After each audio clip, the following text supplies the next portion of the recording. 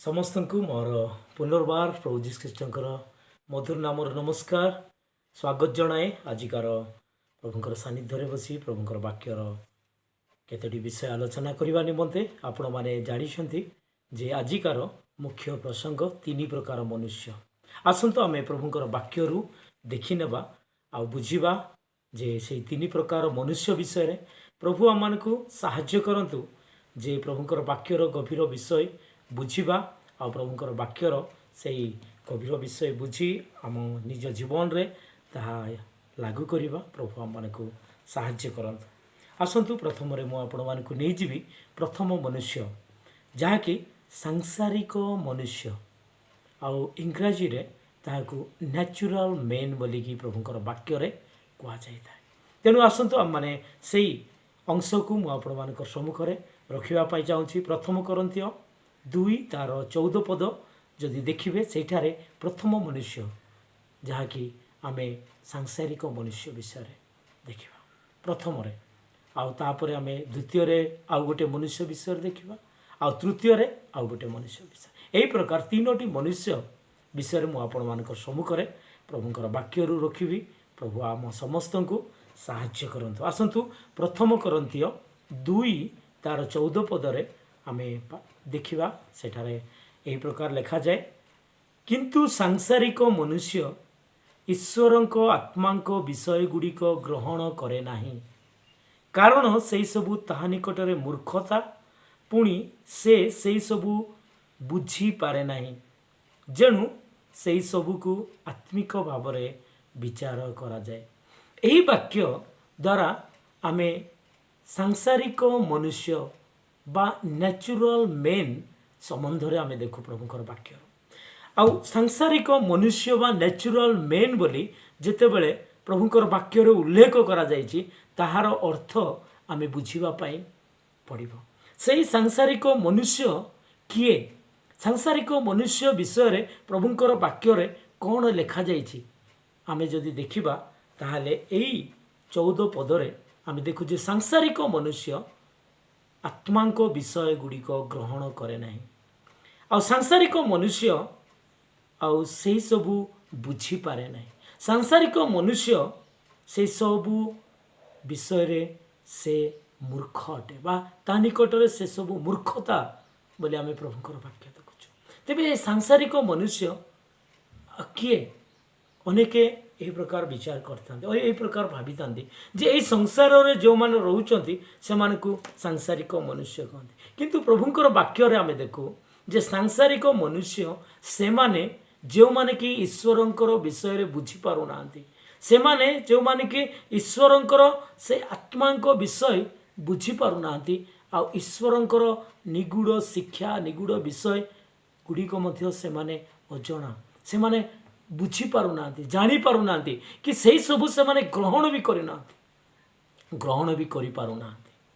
एही विषय आमे प्रभुंर वाक्य देखू जे सांसारिक मनुष्य बा नेचुरल मेन जे कि प्रभु को ग्रहण करना जे कि प्रभुंर विषय को बुझी पारुना आत्मिक विषय गुड़ाक ता निमंते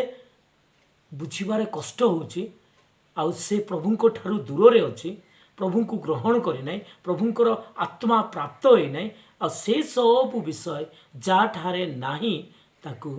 नेचुरल मैन बा सांसारिक मनुष्य बोली प्रभुंर वाक्य रे कहा जाय जो माने प्रभु जीशु ख्रीष्ट को ग्रहण करना प्रभु जीशु ख्रीष्ट को जानी ना आ जो माने तांको विषय रे बुझी पारु ना आ से माने नेचुरल मैन बा परित्राण प्राप्त होई नथिबा मनुष्य आ उद्धार प्राप्त होई नथिबा मनुष्य आ ए संसार रे रही ए संसार रही से सांसारिक पाप सांसारिक बोझरे निजकू चापी से माने एही जगत रे बंचुथिबा मनुष्य हुए तो समस्त प्रकार धन समस्त प्रकार ज्ञान सबू थाए किंतु प्रभु से जीवन रे न थांती ए संसार रे से माने निजकू लिप्त करी प्रभु पुणी प्रभुंर विषय गुड़ाक से जीवन रे आ देखा दे न था तेणु प्रभुंर वाक्य कहे आ से सांसारिक मनुष्य बा नेचुरल मैन बोले तेबे प्रभु जीशु ख्रीष्ट को विषय जदि आम प्रभुंकर वाक्यर देखा ताहले प्रभु यीशु ख्रीष्ट एकमात्र प्रभु जो माने प्रभु को ग्रहण कर से मानकर हृदय रे पवित्र आत्मा प्रभु वास कर जो दिन प्रभु यीशु ख्रीष्ट को निजर व्यक्तिगत त्राणकर्ता बोली ग्रहण कले आपण आ मु जदि ग्रहण करिछु आ सेई दिन प्रभु आमମାନଙ୍କର हृदय आमମାନଙ୍କର जीवन रे आसी आमମାନଙ୍କୁ मंदिर कर ଦେଇଛନ୍ତି। एबे एई शरीर ईश्वरଙ୍କର मंदिर अटे। प्रभुଙ୍କର वाक्ୟରେ ଆମେ देखु सेई प्रथम करते 3:16 रे तुम माने कि जानो नहीं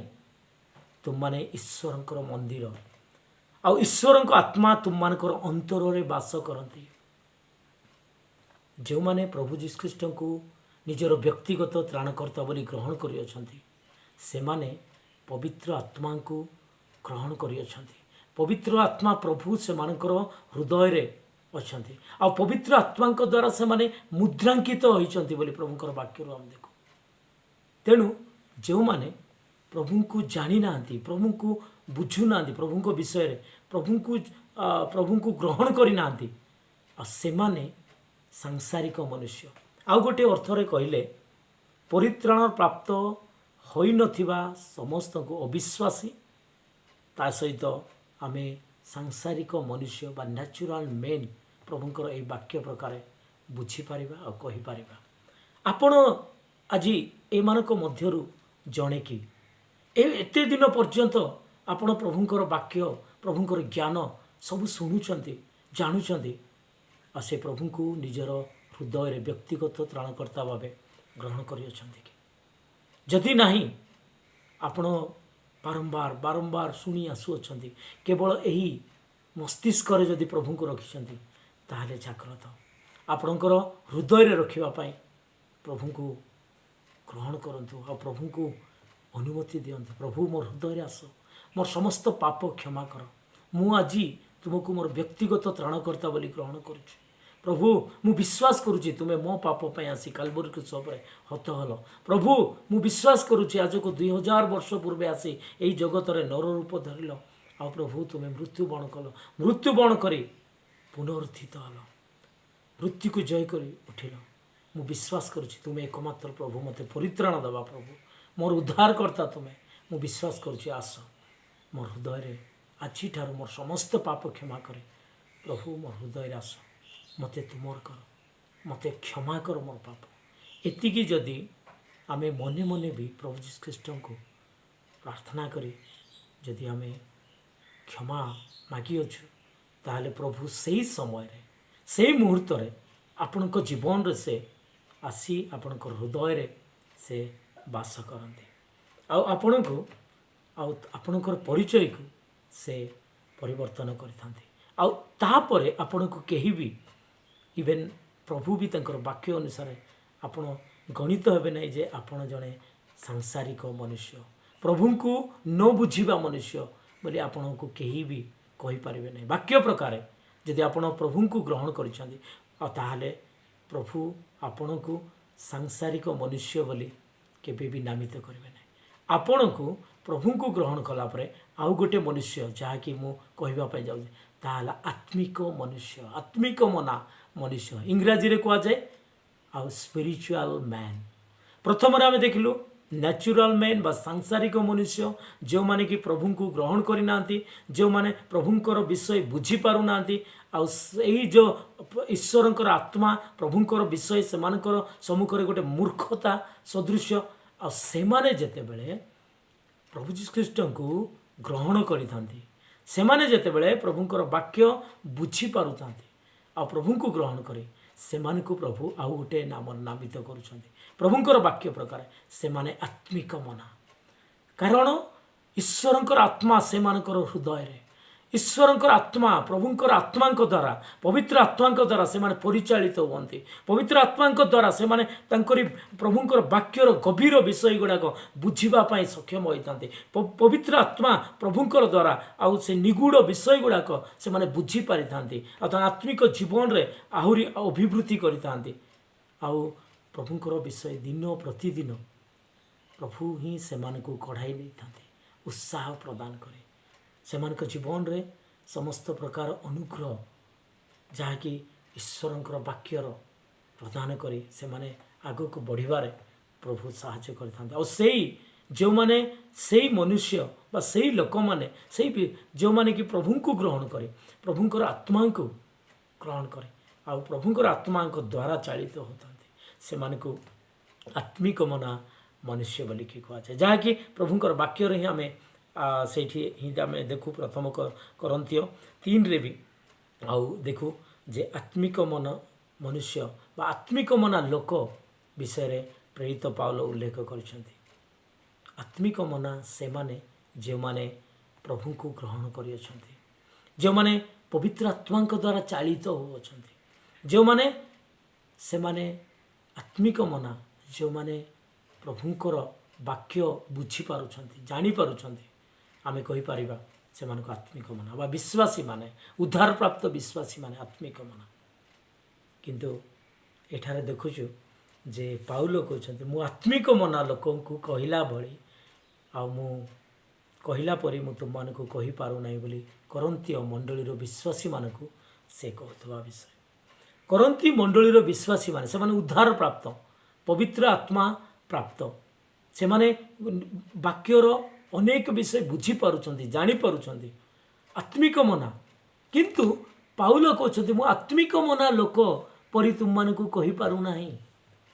କାହିଁକି? ଯେହେତୁ ଏଠାରେ ଦେଖୁ ପ୍ରଥମ କରନ୍ତୀୟ 2:3 ଆମେ ଦେଖୁ ହେ ଭାଇମାନେ, ମୁଁ ଆତ୍ମିକ ମନା ଲୋକଙ୍କୁ କହିଲା ପରି ତୁମମାନଙ୍କୁ କହିପାରିଲି ନାହିଁ, କିନ୍ତୁ ଶାରୀରିକ ଲୋକମାନଙ୍କୁ ଓ ଖ୍ରୀଷ୍ଟଙ୍କଠାରେ ଶିଶୁମାନଙ୍କୁ କହିଲା ପରି ତୁମମାନଙ୍କୁ କହିଲି। ଆତ୍ମିକ ମନା ଲୋକ, ଯାହାକି ଦ୍ୱିତୀୟ ପ୍ରକାର ବା ଆଉ ଗୋଟେ ମନୁଷ୍ୟ, ଯାହାକି ମୁଁ କହୁଥିଲି ଯେ ସେଇ ମନୁଷ୍ୟ ବିଷୟ ଆତ୍ମିକ ମନା ମନୁଷ୍ୟ। ଯେଉଁମାନେ ଆତ୍ମିକ ମନା, ସେମାନେ ଆତ୍ମାଙ୍କ ବିଷୟରେ ଆଉ ଆତ୍ମାଙ୍କୁ ଗ୍ରହଣ କରିଅଛନ୍ତି, ପ୍ରଭୁଙ୍କର ଆତ୍ମାକୁ, ଆଉ ପ୍ରଭୁଙ୍କର ବିଷୟରେ ସେମାନେ ଆତ୍ମାଙ୍କ ଦ୍ୱାରା ଆଉ ସମସ୍ତେ ବୁଝିଥାନ୍ତି, ସମସ୍ତ ବିଷୟ ବୁଝିଥାନ୍ତି, ସମସ୍ତ ବିଷୟରେ ପବିତ୍ର ଆତ୍ମା ପ୍ରଭୁ ତାଙ୍କୁ କଢ଼ାଇ ନେଇଥାନ୍ତି, ଶିକ୍ଷା ଦେଇଥାନ୍ତି, ଉତ୍ସାହ ଦେଇଥାନ୍ତି, ଆଉ ଆତ୍ମାଙ୍କର ପରିପୂର୍ଣ୍ଣତା ସେମାନେ ଅନୁଭବ କରି ଆଗକୁ ବିଜୟୀ ଜୀବନ କାଟିଥାନ୍ତି। କିନ୍ତୁ ଏଠାରେ ଆମେ ଦେଖୁ ଯେ ପବିତ୍ର ଆତ୍ମାଙ୍କର ଚାଳନାରେ, ପ୍ରେରଣାରେ ଆଉ ଏହି କରନ୍ତୀୟ ବିଶ୍ୱାସୀମାନେ ପଢ଼ୁନାହାନ୍ତି। ତେଣୁକରି ମୁଁ ଆତ୍ମିକ ମନା ଲୋକଙ୍କୁ କହିଲା ପରି ତୁମମାନଙ୍କୁ କହିପାରିଲି ନାହିଁ, ମାନେ ସ୍ପିରିଚୁଆଲ ମେନ୍ ବୋଲି ମୁଁ କହିପାରୁନାହିଁ। ଏହି ବିଷୟ ହିଁ ପ୍ରେରିତ ପାଉଲ କହୁଛନ୍ତି ବିଶ୍ୱାସୀମାନଙ୍କୁ, କରନ୍ତୀୟ ମଣ୍ଡଳୀର ବିଶ୍ୱାସୀମାନଙ୍କୁ। କାହିଁକି ପାଉଲ କହିପାରୁନାହାନ୍ତି ଯେ ସ୍ପିରିଚୁଆଲ ମ୍ୟାନ୍ ବୋଲି ବା ଆତ୍ମିକ ମନା ଲୋକ ବୋଲି କାହିଁକି କହିପାରୁନାହାନ୍ତି? ସେହି ବିଷୟ ଯଦି ତାର କାରଣ ଦେଖିବା, ତାହେଲେ ପ୍ରଥମ କରନ୍ତୀୟ 3:2 ଆମେ ଦେଖୁ ମୁଁ ତୁମମାନଙ୍କୁ ଦୁଗ୍ଧପାନ କରାଇ ଅନ୍ୟ ଖାଦ୍ୟ ଦେଲି ନାହିଁ, କାରଣ ତୁମେମାନେ ତାହା ଗ୍ରହଣ କରିବାକୁ ସମର୍ଥ ନଥିଲ, ଆଉ ଏବେ ମଧ୍ୟ ସମର୍ଥ ହୋଇନାହ, ଯେଣୁ ଏପର୍ଯ୍ୟନ୍ତ ତୁମେମାନେ ଶାରୀରିକ ଅଟ। କାରଣ ଯେତେବେଳେ ତୁମମାନଙ୍କ ମଧ୍ୟରେ ଈର୍ଷା ବିବାଦ ରହିଅଛି, ତୁମେମାନେ କି ଶାରୀରିକ ନୁହଁ ଓ ମନୁଷ୍ୟର ସ୍ୱଭାବ ଅନୁସାରେ କି ଆଚରଣ କରୁନାହ। ଏହି ଯେଉଁ ପଦ ଆମେ ପାଠ କଲୁ, ଏହି ପଦରେ ଲେଖା ହେଇଛି ଆଉ ଗୋଟିଏ ମନୁଷ୍ୟ ବିଷୟରେ, ଶାରୀରିକ ମନୁଷ୍ୟ ଇଂରାଜୀରେ କାର୍ନାଲ ମେନ୍ ବୋଲି କୁହାଯାଇଛି। ପ୍ରଥମରେ ଆମେ ଦେଖିଲୁ ନ୍ୟାଚୁରାଲ ମେନ୍, ଯେଉଁମାନେ କି ପ୍ରଭୁଙ୍କୁ ବିଶ୍ୱାସ କରିନାହାନ୍ତି, ଗ୍ରହଣ କରିନାହାନ୍ତି, ପ୍ରଭୁଙ୍କ ବିଷୟ ବୁଝିପାରିନାହାନ୍ତି, ଆଉ ସେମାନେ ଉଦ୍ଧାର ପ୍ରାପ୍ତ ବି ନୁହନ୍ତି, ପରିତ୍ରାଣ ପ୍ରାପ୍ତ ନୁହନ୍ତି, ସେମାନେ ହେଉଛନ୍ତି ନ୍ୟାଚୁରାଲ ମେନ୍ ବା ସାଂସାରିକ ମନୁଷ୍ୟ। ଆଉ ଯେଉଁମାନେ କି ପ୍ରଭୁଙ୍କୁ ଗ୍ରହଣ କରିଅଛନ୍ତି, ବିଶ୍ୱାସୀମାନଙ୍କୁ, ସେମାନେ ଆତ୍ମାଙ୍କ ଦ୍ୱାରା ପରିଚାଳିତ, ସେମାନେ ପ୍ରଭୁଙ୍କର ଆତ୍ମା, ପବିତ୍ର ଆତ୍ମାଙ୍କୁ ଗ୍ରହଣ କରିଅଛନ୍ତି, ପବିତ୍ର ଆତ୍ମା ତାଙ୍କ ଜୀବନରେ, ତାଙ୍କ ହୃଦୟରେ ଆଉ ତାଙ୍କ ଶରୀରରେ ଆମେ ଦେଖୁ ଯେ ସେମାନେ ଈଶ୍ୱରଙ୍କର ମନ୍ଦିର ବୋଲି ଜଣାଯାଇଛନ୍ତି। କିନ୍ତୁ ଏଠାରେ ଆମେ ଦେଖୁ ଯେ ଆଉ ଗୋଟେ ମନୁଷ୍ୟ, ତାହା ହେଉଛି କାର୍ନାଲ ମେନ୍ ବା ଶାରୀରିକ ମନୁଷ୍ୟ। ଏହି ଶାରୀରିକ ମନୁଷ୍ୟ ବୋଲି କାହିଁକି ନାମିତ କରାଗଲା କାର୍ନାଲ ମେନ୍ ବୋଲି? ଆଉ କେଉଁମାନଙ୍କୁ ଶାରୀରିକ ମନୁଷ୍ୟ ବା ଶାରୀରିକ ଲୋକ ବୋଲି କୁହାଯାଏ ପ୍ରଭୁଙ୍କର ବାକ୍ୟରେ? ଏଠାରେ ଆମେ ଦେଖୁ ସେମାନଙ୍କୁ, ବିଶ୍ୱାସୀମାନଙ୍କୁ ହିଁ କାର୍ନାଲ ମେନ୍ ବା ଶାରୀରିକ ମନା मनुष्य बा लोक बोली प्रभुंकर वाक्य आम देखु से माने प्रभुंकर आत्मा प्राप्त से माने आत्मा द्वारा किंतु चालित ही पारुना पवित्र आत्मा से हृदय अच्छी जीवन रे पवित्र आत्मा प्रभु बास करती से कढ़ाई नौ पवित्र आत्मा प्रभु से गंजना पवित्र आत्मा प्रभु से शिक्षा चेतना देउथबा समय जेतेबेले से ग्रहण करूना पवित्र आत्मा प्रभुंकर बाध्य होना पवित्र आत्मा प्रभुंकर अनुसार चालित होना से विश्वासी मानक मध्य थिबा से पाप एठार उल्लेख करा जायछि आ तुम मानक मु आत्मिक मना बोली कहि पारु नै काहे कि तुमे माने शारीरिक अछ यू आर कार्नाल मैन आ तुमे माने शरीर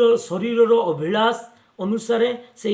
अविश्वासी माने जो कार्य करती आ से विषय ही से पाप ही तुम माने करूअछ बोली करंतीय मंडली विश्वासी मानकु प्रेरित पाउल कहूथबा विषय आम एठार देखुछु तुम मानक मध्य ईर्षा अच्छी तुम मानक मध्य विवाद अच्छी आ सेठी पई तुमे माने शारीरिक अट आ शारीरिक विषय तुम मानकर जीवन रे अच्छी शरीर अभिलाष सब अच्छी ईर्षा विवाद अनेक प्रकार पाप गुड़ाक शरीर कार्य गुड़ाक आम समस्ते जानू प्रभुंकर वाक्य जो देखा गलातीय 5:19 आ 20 देखाई शरीर कार्य गुड़ाक तो स्पष्ट रूपे जना कौन से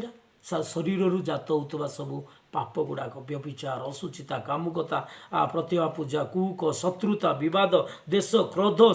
स्वार्थपरता दलभेद मतभेद ईर्षा मतता रंगरस एभली अनेक विषय जहाँकि शरीर बाहरी थाए तेणु प्रभु कहते से शारीरिक जद्यपि से प्रभु को ग्रहण कर प्रभुंकर संतान पवित्र आत्मा तांको हृदय पुणी पवित्र आत्मा द्वारा से चालित होचंदी किंतु यही सबू पाप से पवित्र आत्मांकर स्वर पवित्र आत्मांकर घंचना को से माने आउ ग्राह्य से माने आउ ग्रहण करे नाहंती आउ से माने शुणी पारु नाहंती जानी पारु नाहंती आउ पवित्र आत्मांकर चालना रे से माने आगो को बढ़ी पारु नाहंती कारण यही जो विवाद यही जो शरीर कार्य गुड़ाक से आत्मिक मना ही आगो को बढ़िबारे से प्रतिबंधक होता है तेणु विश्वासी मानकु कार्नाल मैन बोली कह जाए सेते बेले जिते बेले से माने विश्वासी हेबी प्रभुंकर हेबी पाप करी चली थांती से माने होचंती शारीरिक मना मनुष्य आउ गोटे अर्थ रे पाउल उल्लेख करछंती बैब इन क्राइस्ट माने ख्रीष्टंको ठारे शिशु सेठार से कहते मु शिशु मानकु कहला बड़ी तुम मानकु मु कहूची आत्मिक मना बोली मु कहू नाही तुम मानकु आउ से कौन शारीरिक आउ ख्रीष्टंको ठारे शिशु बोली मु कहूची बोली एठार लिखा है आउ तुम्हें जो वाक्य आम देखु जे तुम्हें माने शारीरिक अट कारण जेते बेले तुम मानक मध्य ईर्षा और विवाद रही अच्छी तुम मान कि शारीरिक नुह और मनुष्य स्वभाव अनुसार कि आचरण करूना आउ से तीन पदर शेष अंश से पदर लिखाई जाए 3 अध्यायर 1 पदर शेष अंश लिखाई शारीरिक लोक मानकु ओ ख्रीष्टंको ठारे शिशु मानकु कहला परी तुम मानकु कहले ख्रीष्टंको ठारे शिशु मानकु कहला परी तुमको कहले अनेक विश्वासी माने जो माने शिशु होइकी रही जाइछंती शारीरिक मना हिबा कार्नाल लाइफ काटी कार्नाल लोक मानक बड़े अर्थात शारीरिक लोक जा शरीर अभिलाष गुड़ाक नहीं आ से माने आगो को बढ़ी पारना आत्मिक जीवन से माने बढ़ी पारना शिशु हो रही जाइछंती ख्रीष्टंको ठारे शिशु शिशु कहले आम बुझी पारछु से माने सान पिला से किसी जना ना से मध्य गंडगोल चलते से मध्य ईर्षा विवाद शत्रुता आ अनेक प्रकार पाप विषय गुड़े से बुझीपारते नहीं जापारना यह जे ईश्वर असंतोषर विषय प्रभु गौरव पाऊन विषय प्रभु केबे भी खुशी होना मो जीवन द्वारा मुझे भी जड़े गोटे विश्वासी भी ये प्रकार जीवन जदि काटुची बोली तेणु प्रभुंर वाक्य आम देखिलु जे जड़े आत्मिक मना बा जड़े विश्वासी जेते बेले पाप करी चलुची ସେତେବେଳେ ତାକୁ ଆତ୍ମିକ ମନା ବୋଲି କହି ହେବ ନାହିଁ। ସେ ଶାରୀରିକ ମନା। ଆଉ ସେ ଆତ୍ମିକ ମନା ନ ହେଇଥିବାରୁ ଆଉ ସେ ଶାରୀରିକ ହେଇଥିବାରୁ ତାକୁ ସେ କିଛି ଜାଣିନାହିଁ ପ୍ରଭୁଙ୍କର ବିଷୟରେ। ତେଣୁ ସେ ଶିଶୁ ମାତ୍ର ବୋଲି ପ୍ରଭୁଙ୍କର ବାକ୍ୟରେ ଅଛି। ଇଭେନ୍ ଆପଣ ଯଦି ପ୍ରଭୁଙ୍କର ବାକ୍ୟର ଯଦି ଦେଖିବେ ଏଭ୍ରି ପୁସ୍ତକରେ ଆଉ କୁହାଯାଉଛି ଏତେବେଳେ ତୁମମାନେ ଶିକ୍ଷକ ହେବାର ଆବଶ୍ୟକ ଥିଲା, କିନ୍ତୁ ଏବେ ପର୍ଯ୍ୟନ୍ତ ତୁମେ ଦୁଗ୍ଧ ପାନ କରୁଛ। ଗୋଟେ ଶିଶୁ ଭଳି ଗରିଷ୍ଠ ଖାଦ୍ୟ ତୁମମାନଙ୍କର ପାଇଁ ପ୍ରয়োଜନ ହେଇପାରୁନାହିଁ। ଆଜି ଅନେକ ବିଶ୍ୱାସୀମାନେ ଅଛନ୍ତି ଯେଉଁମାନେ କି ବର୍ଷ ବର୍ଷ ଧରି ପ୍ରଭୁଙ୍କୁ ଗ୍ରହଣ କରିଛି, ପ୍ରଭୁଙ୍କର ବିଷୟରେ ବୁଝୁଛି ଜାଣୁଛି ବୋଲି କହୁଛନ୍ତି, କିନ୍ତୁ ସେମାନଙ୍କର ଆତ୍ମିକର ଜୀବନରେ ଅଭିବୃଦ୍ଧି ନଥିବାରୁ ଆଜି ଖ୍ରୀଷ୍ଟଙ୍କ ଠାରେ ସେମାନେ ଶିଶୁ ମାତ୍ର ହେଇକି ରହିଛନ୍ତି। ଆତ୍ମିକ ଜ୍ଞାନ ଆଉ ପ୍ରଭୁଙ୍କର ଗଭୀର ବିଷୟ ଗୁଡ଼ାକ ସେମାନେ ବୁଝିପାରୁନାହାନ୍ତି। ଯେମିତିକି ପ୍ରଥମ କରନ୍ତିୟରେ ପ୍ରେରିତ ପାଉଲ ଉଲ୍ଲେଖ କରୁଛନ୍ତି, ମୁଁ ଆତ୍ମିକ ମନା ଲୋକଙ୍କୁ କହିଲା ପରି କହିପାରୁନାହିଁ। 2 ପଦରେ କହୁଛି, ମୁଁ ତୁମମାନଙ୍କୁ ଦୁଗ୍ଧ ପାନ କରାଇ ଅନ୍ୟ ଖାଦ୍ୟ ଦେଇନାହିଁ। ଅର୍ଥାତ୍ ଦୁଗ୍ଧ ପାନ କରାଇ, ଦୁଗ୍ଧ କିଏ ପାନ କରିବ? ଶିଶୁମାନେ ହିଁ ଦୁଗ୍ଧ ପାନ କରିଥାନ୍ତି। ଆଉ ଆପଣ ଯଦି ପ୍ରଭୁଙ୍କର ବାକ୍ୟ, ପ୍ରଭୁଙ୍କର ଜ୍ଞାନରେ କ'ଣ ଦୁଗ୍ଧ ମାନେ ସେ ସାନ ପିଲା ହେଇକି ସେଇ ଖାଦ୍ୟ ଖାଉଛନ୍ତି ନା ଗରିଷ୍ଠ ଖାଦ୍ୟ,